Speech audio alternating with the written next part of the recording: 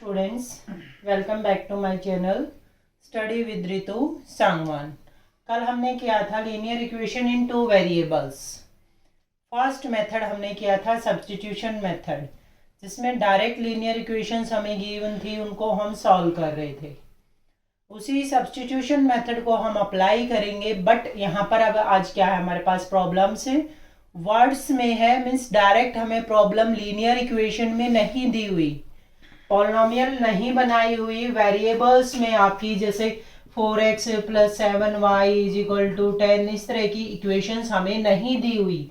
अब हमें क्या करना है कि वर्ड्स में दी हुई है तो पहले ये प्रॉब्लम कंस्ट्रक्ट करनी है, बनानी है, उसके बाद हमने सब्स्टिट्यूशन मेथड अप्लाई करना है। देखो, जैसा कि आपको बोर्ड पे दिख रहा है, क्वेश्चन लिखा हुआ है, हम इसी को करते हैं कि आफ्ताब टेल्स हिज डॉटर, क्या कहता है वो अपनी डॉटर को कि 7 years ago, कि 7 साल पहले, आई वाज, कि वो खुद कितने टाइम्स था, 7 times as old as you were, कि देन मतलब तब जब वो उसकी डॉटर 7 साल पहले जितने साल की थी, उसकी एज उससे 7 गुना थी, 7 times थी।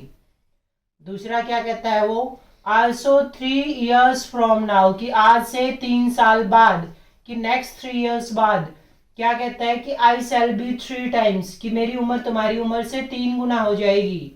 What is the age of Aftab and daughter, हमें करंट में उनकी एज बतानी है। तो इस तरह के क्वेश्चंस में आपने सबसे पहले तो जो निकालना है उसको लेट करना है। लेट आफ्ताब्स एज मान लेते हैं कि आफ्ताब की एज क्या मान ली हमने, x मान ली। दो वेरिएबल x और y में हम इक्वेशन कंस्ट्रक्ट करेंगे। आफ्ताब की एज x मानी, डॉटर की एज को हम क्या मान लेंगे, y मान लेंगे। डॉटर की एज को हमने क्या मान लिया, y मान लिया। Let Aftab's age is x और डॉटर्स एज इज y।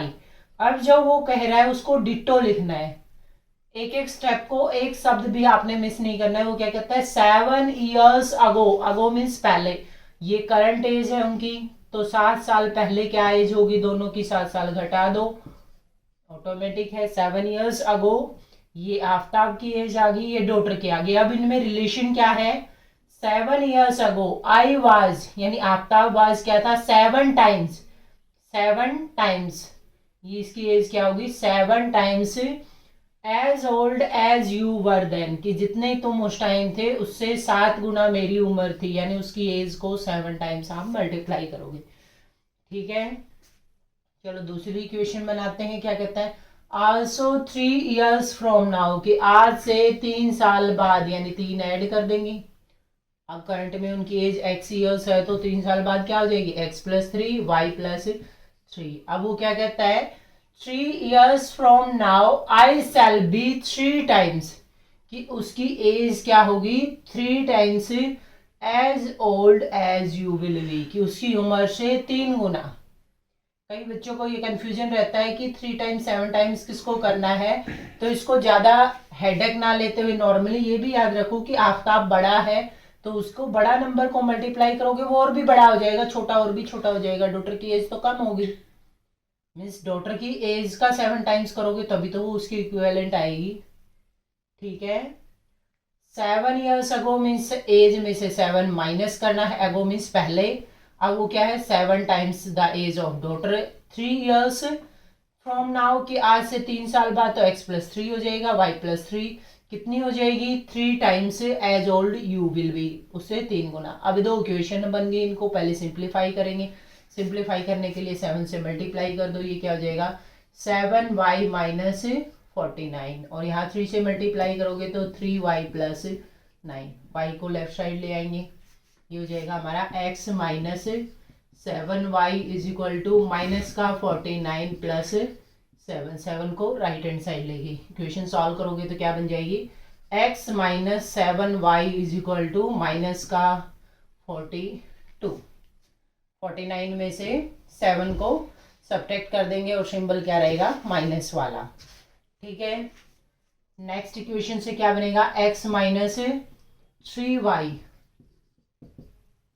9 - 3, यानी x - 3y किसके इक्वल आ जाएगा, 6 के इक्वल। अब हमें दो इक्वेशंस मिल चुकी हैं, लीनियर इक्वेशंस, और उनको हमें सॉल्व करना है। तो फर्स्ट मेथड हमारा हमने अभी तक सीखा है, कौन सा था? Substitution method. सब्स्टिट्यूशन मेथड को अप्लाई करेंगे, वो क्या कहता है कि इनमें से हमें वो देखना है जिसका कोएफिशिएंट सबसे छोटा है, 1 है तो वेल एंड गुड, अदरवाइज 2 3 जो भी बन रहा है सबसे छोटा हमें देखना होता है। अब यहाँ पर दोनों में 1 बन रहा है तो आप किसी एक से वैल्यू निकाल लो, किसी एक से वैल्यू फाइंड आउट कर लो। मैं सेकंड इक्वेशन से कर रही हूँ, आप फर्स्ट से भी कर सकते हो कि x की वैल्यू क्या आ जाएगी 6, 3y को राइट हैंड साइड ले जाएंगे प्लस 3y। अब इसको किस में पुट करना है? फर्स्ट में पुट कर दो, जिससे निकाला है उसमें नहीं पुट करना, सेकंड वन में पुट करेंगे तो x की वैल्यू क्या होगी? पुट 6 प्लस 3y, x की जगह हमारा 6 plus 3y minus 7y is equal to minus का 42। 3 और माइनस 7 में क्या बच जाएगा हमारे पास है? माइनस का 4y इक्वल टू माइनस का 42, 6 जाके उधर माइनस में हो जाएगा माइनस का 48, minus 4y is equal to minus 48, minus minus आपका कैंसिल आउट और y is equal to 48 divided by 4, यानी कि एज कितनी आ जाएगी हमारी 12। डॉटर की एज कितनी आ गई हमारी 12 ईयर्स। अब इसको यहाँ पुट कर दो y की वैल्यू, y की वैल्यू पुट करेंगे तो 6 प्लस 3 इंटू वाई हमारा कितना है 12, और 12 3 जा 36, और 36 और 6 कितना हो जाएगा हमारा 42। मीन्स आफ्ताब की एज कितनी है 42 ईयर्स और डॉटर की 12 ईयर्स। ठीक है, अब इसको वेरिफिकेशन अगर करना चाहो तो क्रॉस चेक कर भी सकते हो। वो क्या कहता है क्रॉस चेक करने के लिए कि 7 ईयर्स अगो, 7 साल पहले, 7 साल यहाँ से घटा दो, कितना आ जाएगा 42 में से 7 माइनस करोगे तो 35। फादर की एज तो 35 होगी 7 साल पहले, और डॉटर की कितनी हो जाएगी 12 में से 7 गया 5, और 5 को 7 टाइम्स करोगे तो क्या आ जाएगा 35। करेक्ट है कि 7 टाइम्स एज थी। उसके बाद क्या कहता है वो कि आफ्टर 3 ईयर्स, कि 3 साल के बाद, 3 साल बाद ये एज कितनी हो जाएगी 45, और ये एज कितनी हो जाएगी 15। कितने टाइम्स हुआ 3 टाइम्स, यानी हमारी एज क्या निकली है करेक्ट निकली है। ठीक है, कर लोगे? चलो एक क्वेश्चन और करते हैं, एक और क्वेश्चन कर लेते हैं। देखो इसमें क्या लिखा हुआ है, the cost of 2 pencils and 3 erasers is 9 and cost of 4 pencils and 6 eraser is 18।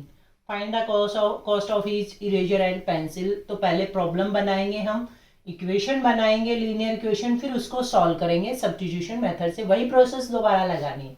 देखो जो निकालना है उसको कंसीडर कर लेंगे। लेट कॉस्ट ऑफ इरेजर हमने मान ली, इरेजर्स कॉस्ट हमने मान ली x, कॉस्ट ऑफ पेंसिल हम मान लेंगे y, पेंसिल की कॉस्ट हमने क्या कंसीडर कर ली y। अब लिखते हैं प्रॉब्लम को कि 2 पेंसिल्स एंड 3 इरेजर, 2 पेंसिल की कॉस्ट कितनी हो जाएगी, एक कितने की आपकी y की, तो 2 कितने की हो जाएंगे 2y की। 3 इरेजर आपके कितने के हो जाएंगे 3x के हो जाएंगे, उसको जस्ट उस नंबर से मल्टीप्लाई कर दो। उनकी टोटल कॉस्ट कितनी है हमारी 9 रुपीज। अब सेकंड में क्या कहता है कि 4 पेंसिल्स, 4 पेंसिल लेने यानी 4y एंड 6 इरेजर्स, 6 इरेजर यानी 6x and cost is 18। Cost कितनी है आपकी 18। अब हमें यहाँ से सब्स्टिट्यूशन मेथड से 2 इक्वेशन दी हुई है, उनको सॉल्व करना है। तो हमने कहा था कि पहले देखो 1 है किसी का कोएफिशिएंट, एक्स वाई में से किसी का कोएफिशिएंट 1 नहीं है। 1 के बाद नेक्स्ट नंबर क्या आएगा 2, तो 2 हमारा स्मॉलेस्ट नंबर हो गया। 1 के बाद पॉजिटिव में 2y, तो यहाँ से हम 2y की वैल्यू निकालेंगे।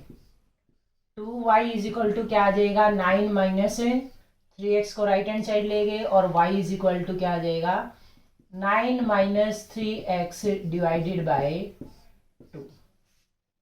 अब ये वैल्यू हम सेकेंड इक्वेशन में पुट कर देंगे, उसको सॉल्व करेंगे। पुट करो y की जगह 6x प्लस 4 टाइम्स y की वैल्यू हो जाएगी 9 minus 3x divided by 2 equal to 18। 2 से 4 कैंसिल हो गया, 2 आ गया। अब 2 को अंदर मल्टीप्लाई कर देंगे, इक्वेशन क्या बन जाएगी हमारी 6x प्लस 2 और 9 की मल्टीप्लिकेशन 18 माइनस 2 3 जा 6 इज इक्वल टू 18।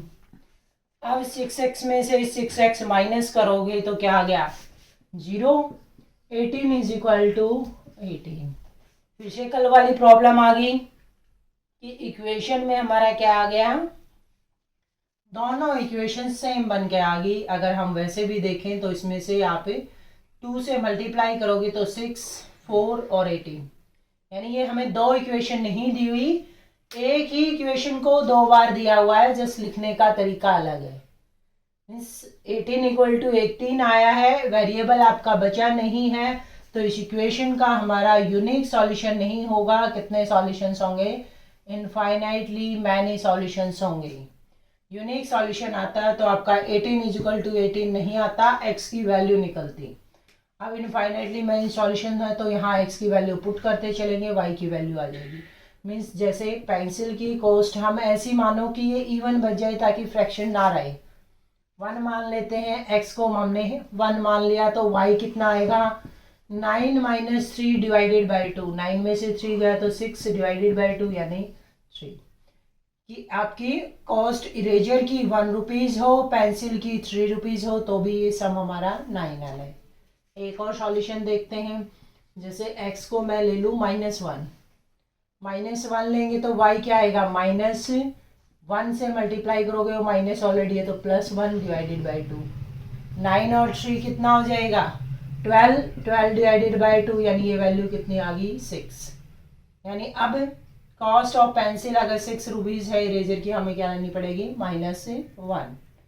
तो इस तरह से आप इस इक्वेशन के इनफाइनाइटली मैनी सॉल्यूशंस निकाल सकते हो। x की वैल्यू पुट करते जाएंगे, उसके कॉरस्पॉन्डिंग y हमारा निकलता चला जाएगा। ठीक है, thank you, have a nice day.